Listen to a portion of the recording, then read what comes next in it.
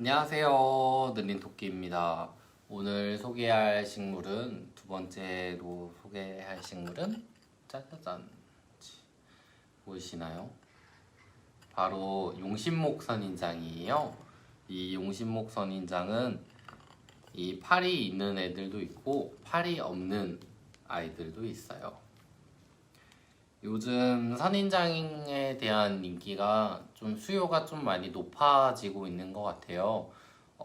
이 선인장 같은 경우에는 뭐 개업 선물이나 집들이 선물, 뭐 자기가 뭐 키우는 용도로 많이들 구매를 하시는 선인장이에요.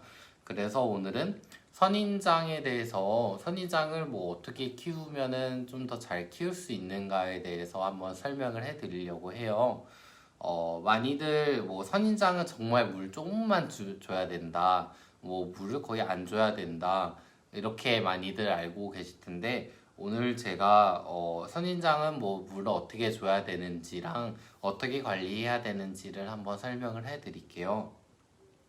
요즘 분들은 보시면은 이 공기정화 식물을 키우시다가 선인장으로 많이 넘어오시는 분들이 많으세요. 왜 그렇지라고 생각을 하다 보니까 공기정화 식물 같은 경우에는 건조에 강한 식물이 아니면 물주기를 좀 놓치게 되면 좀 죽는 경우들이 많아요. 이제 그러다 보니까 내가 오랫도록 관리를 안 해도 계속 키울 수 있는 식물이 그 선인장들이거든요. 그래서 이 선인장에 대한 수요가 높아지는 게 일단은 선인장을 하나씩 가져오게 돼요. 하나씩 이제 가져오다 보면 내가 생각보다 선인장을 잘 키우네 라고 하셔서 이제 계속 이제 종류를 늘리시는 분들도 있고요. 거의 식물을 안 키우시는 분들은 나는 선인장도 죽였어. 나는 선인장도 죽였는데 뭐 다른 식물을 키울 수 없지 않을까라고 생각하시는 분들이 많으세요.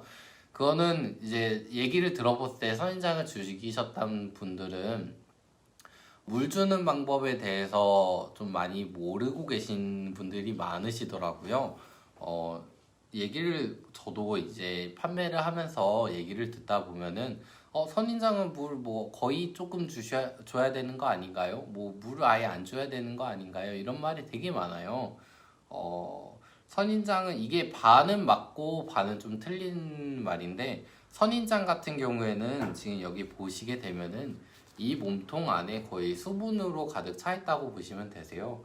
저도 이제 뭐 선인장을 좀 많이 또 죽여봤고 선인장을 좀 많이 해부도 해봤어요. 이제 죽어있는 식물이 안에는 어떻게 되어 있는지 많이 보고 이렇게 잘라보기도 하고 살려보기도 하고 했는데 일단은 이 선인장을 이렇게 자르게 되면은 기둥 같은 게 하나가 있어요. 그러니까 약간 사람이라고 치면 뼈가 있는 거죠.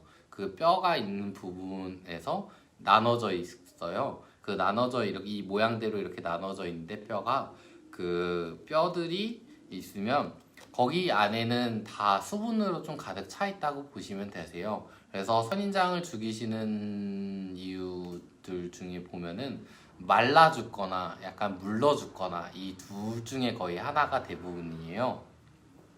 이제 말라 죽는 거랑 물러 죽는 거의 차이를 보면은 말라 죽는 거는 생각해 보면은 물이 부족해서 이제 식물이 점점 마르면서 죽는 경우가 있고요.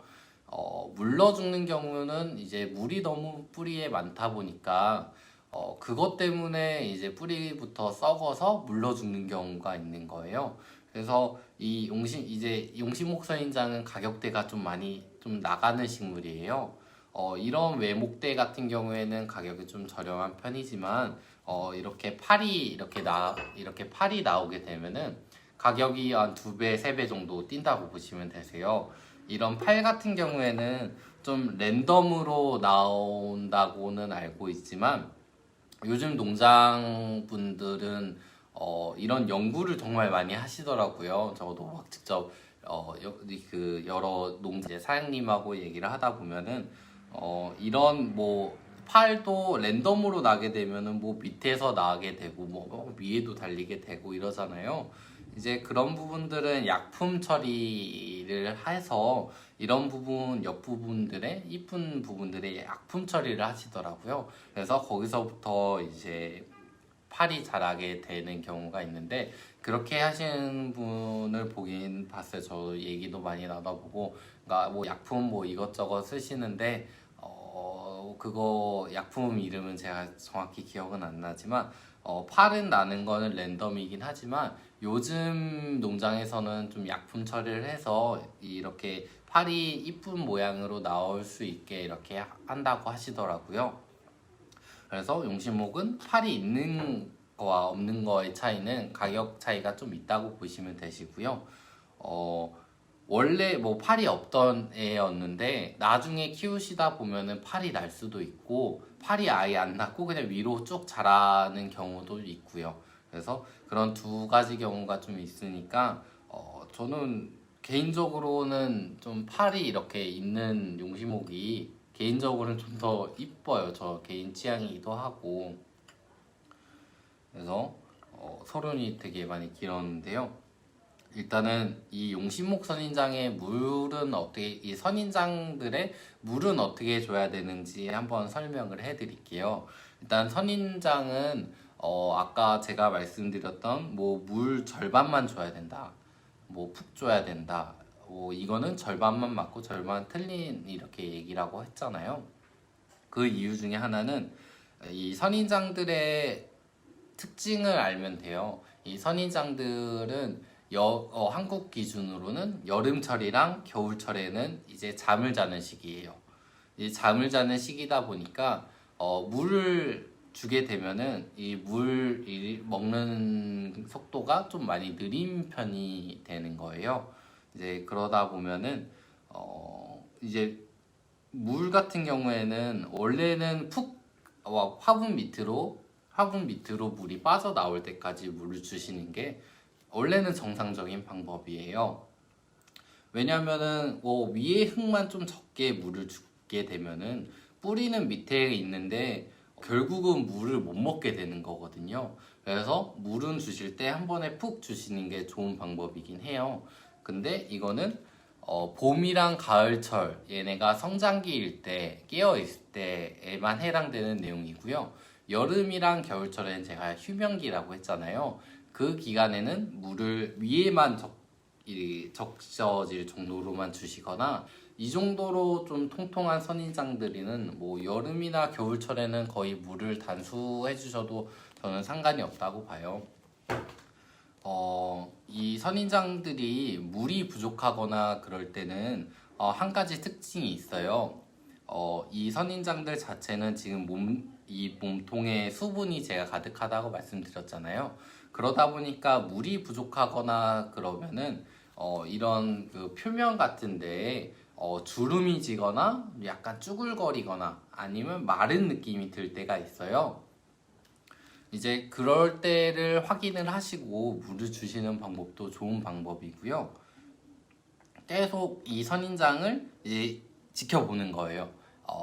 어떤지, 뭐가 좀 달라졌는지. 선인장들 자체는 성장 속도가 좀 많이 느린 편이어서 매일 봐도 뭐가 달라졌는지 그런 게 잘 안 보일 수도 있어요. 근데 뭐 자세하게 보면은 원래는 통통했던 애들이 뭐 주름이 가져 있다. 그러면 이 시기에 물을 주면 되겠다라고 보시면 되시고요.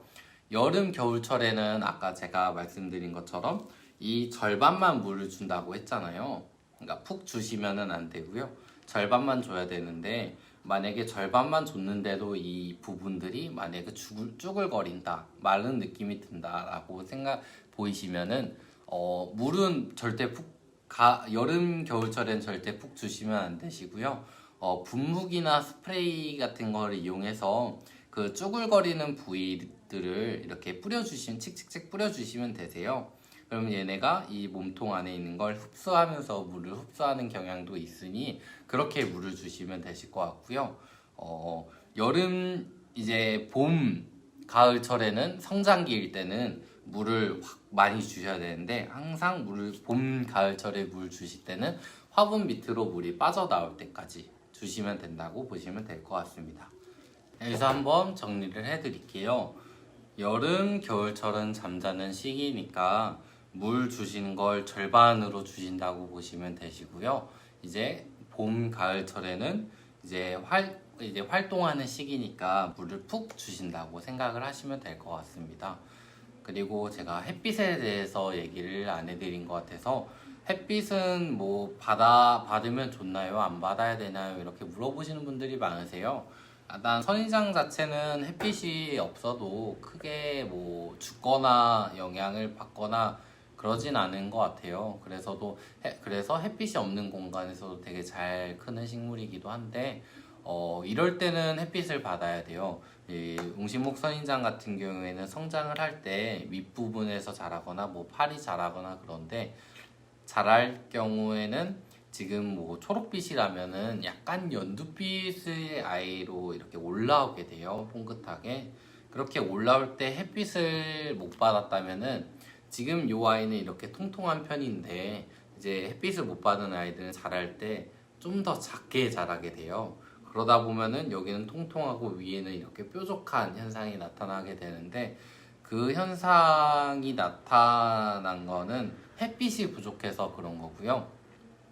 햇빛을 잘 받고 영양분을 잘 섭취해주면은 이렇게 자랐던 아이도 다시 통통해지면서 자라니까 만약 얘네가 성장기일 때는 좀 햇빛이 좀 잘 드는 공간에다 두시는 게 좋습니다. 그리고 여름철에는 좀 강한 직사광선은 피해 주셔야 돼요. 그러니까 사람도 밖에 나가서 이제 뭐 선크림 바르고 이렇게 다니잖아요. 그래도 장시간 햇빛에 노출되고 나면 뭐 피부가 있거나 그런데 식물들도 그렇게 똑같다고 보시면 되세요. 강한 햇빛을 계속 받다 보면 요 아이들은 타들어가게 되고요. 그러면은 좀 다치니까 강한 직사광선은 항상 모든 식물이 전체 다 좀 피해 주시는 게 좋아요. 이런 뭐 원래부터 밖에서 키웠던 뭐 나무들이나 이런 거는 상관이 없지만 실내에서 키웠던 아이들이거나 뭐 선인장 이런 경우들은 거의 직사광선을 거의 많이 받으면 안 좋으니까 이렇게 성장기일 때 은은한 빛을 계속 이렇게 받아주시는 거 정말 좋은 거라고 생각을 합니다.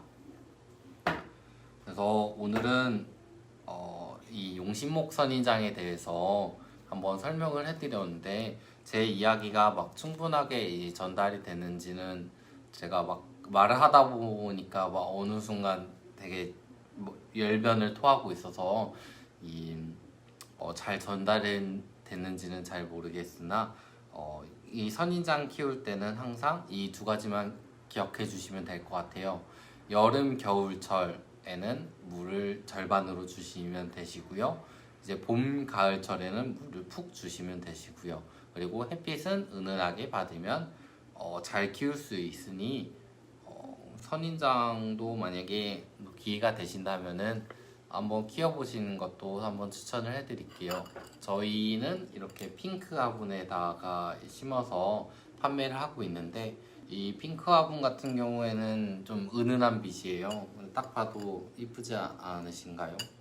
그래서 이거는 저희가 보면은 집들이 선물이나 개업 선물로 굉장히 인기가 많고 좀 식물을 잘 못 키우신다고 하시는 분들도 손쉽게 키울 수 있으니 한번 이번에는 선인장을 한번 추천을 해드릴게요. 영상 봐주셔서 정말 감사하고요. 여기까지 용신목 선인장 키우는 방법에 대해서 한번 설명을 해드렸습니다.